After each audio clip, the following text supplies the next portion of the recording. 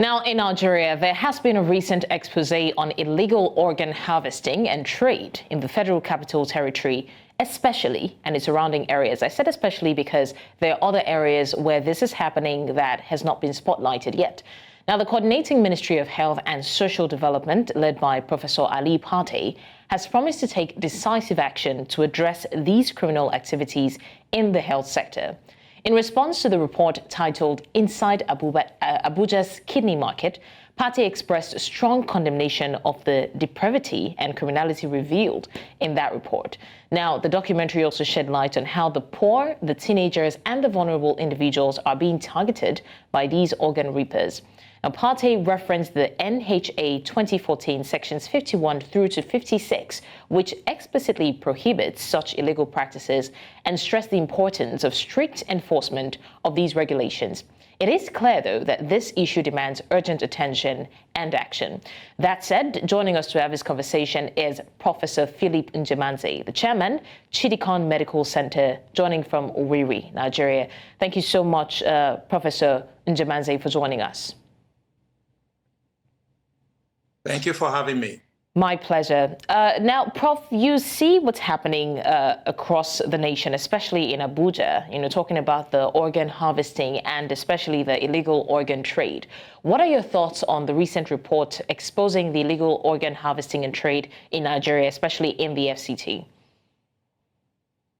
Yes, well, it is not really a surprise. We have been talking about this for almost 10 years now. In 2013, I represented the Association of General and Private Medical Practitioners of Nigeria and the Association of Catholic Medical Practitioners of Nigeria during the debate of the bill. The point that Nigeria, for the very first time in human history, inserted and passed a law that allows organ trafficking, legalized organ trafficking, for the very first time in human history. Now, let me read Section 48 for you of this law, the National Health Act 2014. Subject to the provision of Section 53, a person shall not remove tissue, blood, or blood product from the body of another living person or for any purpose except with the informed consent of the person from whom the tissue, blood, or blood product is removed, granted in prescribed manner. Then B, Section 48B, and this is key, that the consent clause may be waived for medical investigations and treatment in emergency cases. How can you waive consent? It never happens anywhere. In fact, that is the subject of Helsinki Treaty, that you never waive consent. The fact that you say emergency cases, mind you, the donor who has come in is presumably healthy. The person who can have an emergency is the person who is sick. The person who is sick, because he has an emergency, you waive the consent clause for a person who is healthy, or presumably the donor. In this law, there is no acknowledgement of the right of the donor. The right, there is no place that says the donor will permit the operation to go on. It's actually the hospital medical director who says a transplant surgery could go on. Right. This is the problem. Nigeria committed a human genocide and atrocity by passing this law. Professor Njemanze, apologies for butting in like that, but we have to go on a short break. Please hold that thought because I would like to hear the rest of it. We'll go on a short break and then we'll continue the conversation shortly.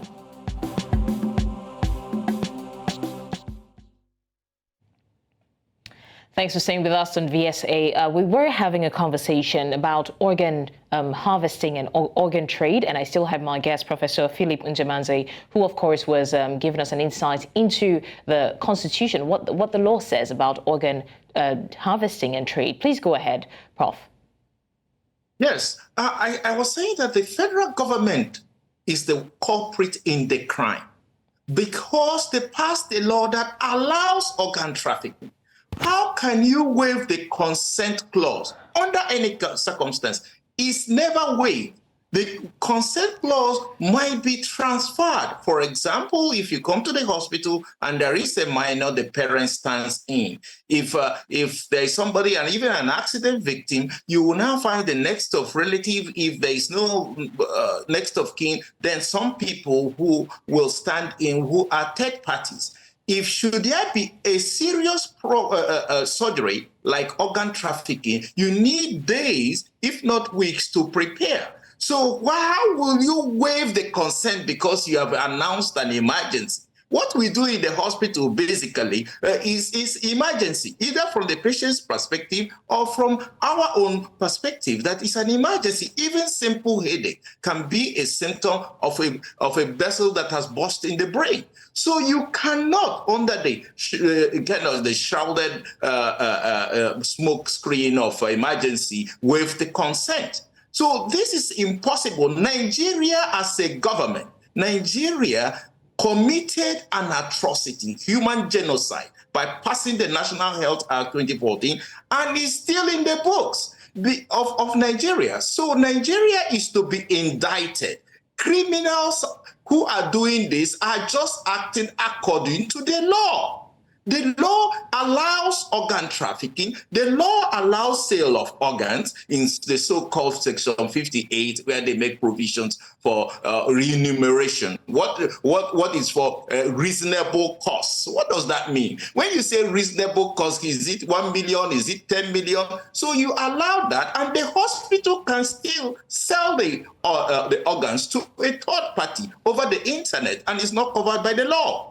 So this is a crime against the Nigerian people. And any Nigerian government that allows this law to persist has lost its legitimacy because it's acting totally unconstitutional. There are constitutional rights of the people, fundamental rights in the 1999 Constitution. And this was ignored, and they passed an organ trafficking law based on total corruption of the system.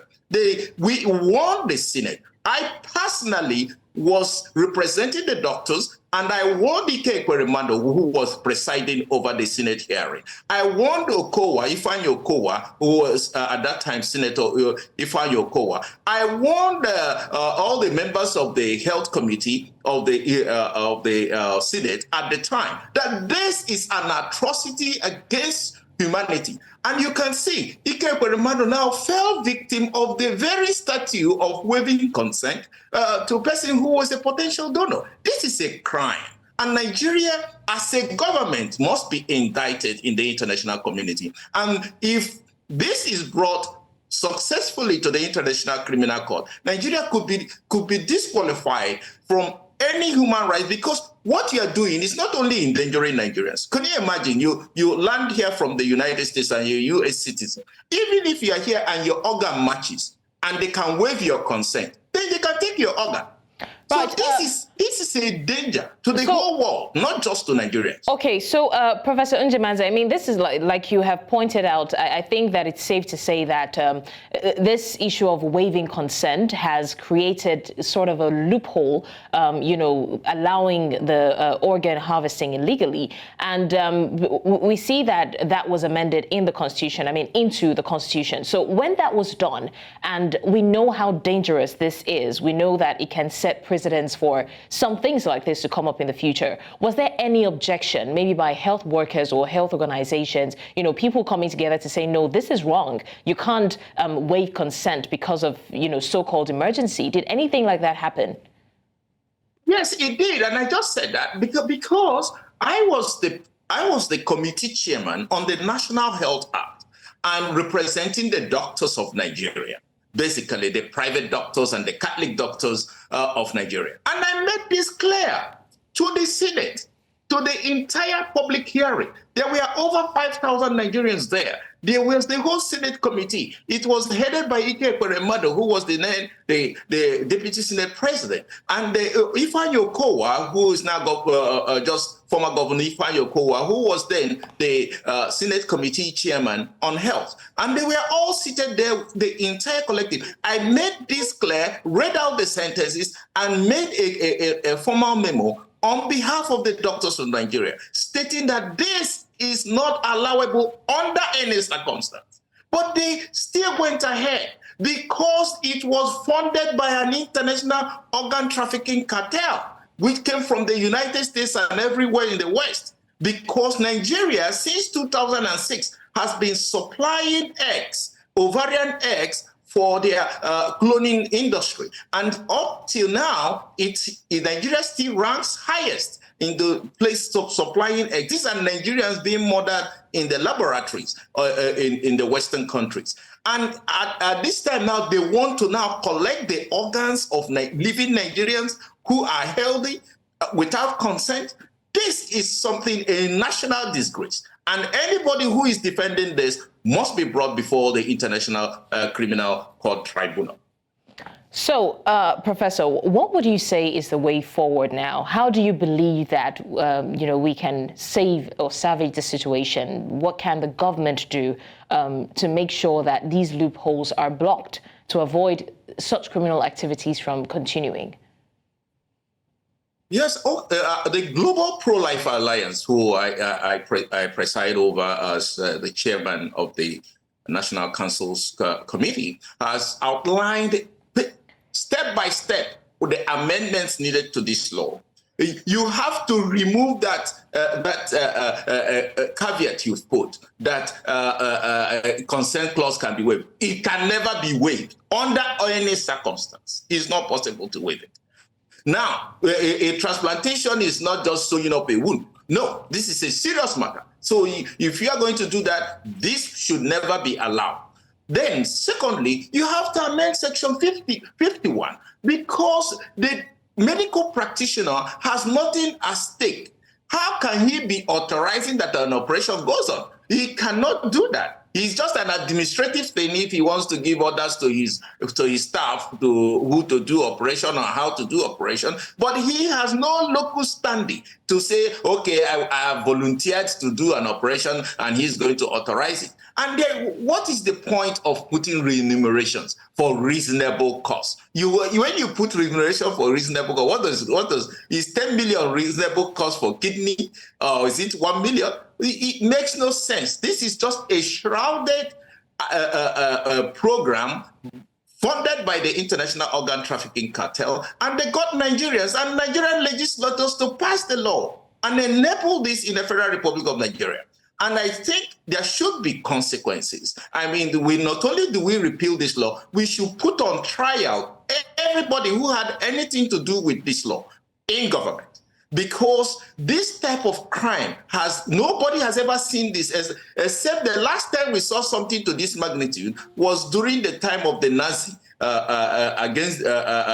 crimes against the Jews, where they took people and killed them without consent. This is worse than the Holocaust because you are putting the entire country, everybody in the country. It doesn't matter, even if you're the chief judge of Nigeria, and you go to the hospital and your organ matches that of the one they are looking for, you're under anesthesia. They can waive your consent and take your organs and give it to somebody else. So do not say that it is going to be for the poor. The story about the Abuja market, and then there were some very poor boys, but that is now. But when they take full operation, they will be doing this to anybody who they can get their hand on. It doesn't matter if you are poor. What they are looking for, the organ that matches the one they are looking for, the ones who are paid them. And the people will be flying in from the United States, from Western countries and other countries to come and pay for organs, and the organs of innocent Nigerians will be collected. This is a crime. The Senate, as a corporate body, must be indicted for passing this law, and then the National Assembly has to stand before the people and answer for it. Right. Professor Njemanze, at this point, it's safe to say that it's not just a responsibility of the government, nor that of the health workers or health organizations to look out for people. It's now also the responsibility of individuals themselves. So that said, how do you think that public awareness and education can help in preventing individuals from falling victim to organ reapers? Although sometimes it's not possible to help it, seeing how some of these people are mostly unconscious when it happens. What can be done in that sphere? Yeah, well, actually, it's the very good work you are doing in the media to promote this discussion so that they will come out in the open. They have made tremendous effort to suppress the information, bribing your fellow journalists to kill the story, and so several media houses to kill the story. But I think the story is not going away. The truth is coming out. There are internal actors in this. Their cartel. There are also external actors, very, very powerful actors from the West. And this is actually what is driving the insecurity in Nigeria, so that they can have ungoverned spaces where they can get people and then take them and take their organs without consent. The so-called Boko Haram attacks, people, if you look, as they are victims, many of the victims have lost their own organs. So there's a whole cartel, and we must fight it as Nigerian people. It is the responsibility now of the Nigerian people to take action in this, because government has failed. How can a government, this is elementary English, fail to even recognize and see that a consent clause may be waived because of emergency? What does that mean? Where did that come from? So this is outright criminality, and we must condemn it. And everybody in the country must stand up, and we cannot offer ourselves as involuntary donors in this country.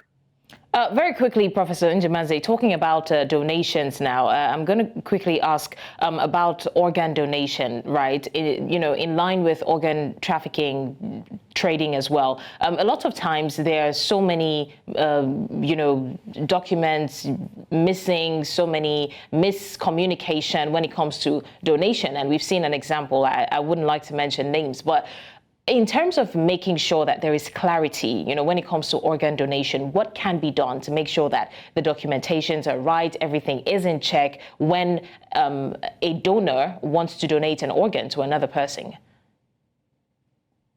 Yes, actually, the law itself in certain areas mentions the transplant committee. So there will be an institutional transplant committee. But more importantly is that the people must be willing, the Nigerians must be willing to be in total vigilance, because the law, the way it is set up now, actually wants even to liquidate Nigerian hospitals. So that means there is a certificate of standard. The certificate of standard is not based on the medical standards, but it's based on the building standards, well, the plumbing, the electricity, and all that. And so through that, they want to eliminate Nigerian hospitals, and leave these foreign hospitals, which you do not have an insight and oversight over. So even if they have an institutional transplant committee, it will still do what they want to do. So we must be vigilant and make sure our own people are there, because it's highly unlikely when you have hospitals run by Nigerians that this can go on without this being reported. Why you got the issue in Abuja and right now before the nation is because there are Nigerians who will whistleblow even within the institution. So I think we must make sure that the health area, I know in every country, the health sector is national security. Foreigners cannot own hospitals in Nigeria. You see, and they have been trying to remove this security, which is inserted into our laws. And that's why they want to make Nigeria the capital of organ harvesting and donation. So we must be vigilant. We must fight this. The ovarian egg harvesting, which they have been doing, is a $30 trillion industry. That is 1/3 of world economy, because they want to use it and move on to cloning. And every major Western country is interested in this because it's going to build money, and the billionaires are interested in it. But you now have offered the entire Nigerian people to be donors without their consent. So this is a very serious problem. This is more serious than the so-called Boko Haram crisis and everything. Those things are just manifestations to hold us hostage. They want to capture our food security. So when we need food, they tell you to go and donate your organ or donate your eggs. This is what is going on. And we know this for sure. So that the nation has to wake up. Or any person who calls himself a government entity, or we must make sure they are on our side and not on the side of the international organ trafficking cartel. Right. Professor Philip Njemanze, who's also a medical doctor, Chidikon Medical and Diagnostic Center Limited, joining from Oriri. Thank you so much for joining us. And we really do hope that something is done in the health sector to at least put a check on this illegal criminal activities like you have mentioned. Thank you once again for joining us on the show. Thank you for having me. My pleasure.